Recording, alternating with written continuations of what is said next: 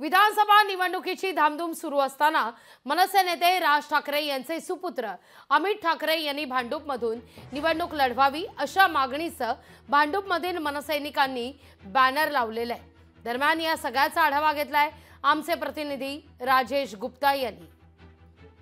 विधानसभा निवडणूक आता तोंडावरती आहे। आता आपण भांडूप इथे उभा इथे पाहू शकतो की या ठिकाणी बॅनर लावण्यात आला आहे।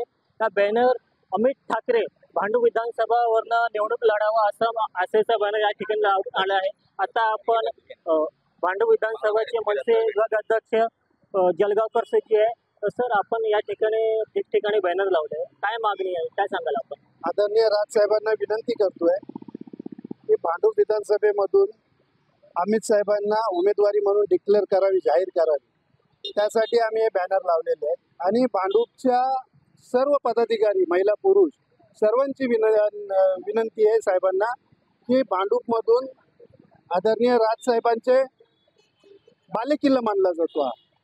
म्हणून आम्ही अमित साहेबांना मागणी करतो की आम्ही स्वतःला भाग्यवान समजू की अमित साहेब इथे उभे राहिले तर आम्ही सर्व कार्यकर्त्यांची जे आतापर्यंत भांडूपमध्ये 40 वर्ष काम झाले नाही ते भांडूपचे कामं मार्गी लागतील आणि भांडूपच्या जनतेला एक न्याय मिळेल।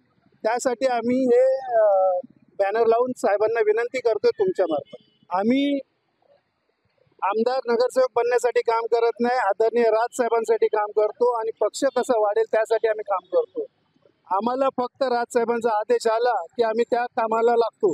तर त्यामुळे कोण उमेदवार कोण काय नाही, फक्त अमित साहेब इथले उमेदवार पाहिजेत अशी आमच्या सर्व पदाधिकाऱ्यांची इच्छा आहे। राजेश गुप्ता, लोकशाही मराठी, मुंबई। लोकशाही मराठी ऐका, पहा, जागरूक रहा।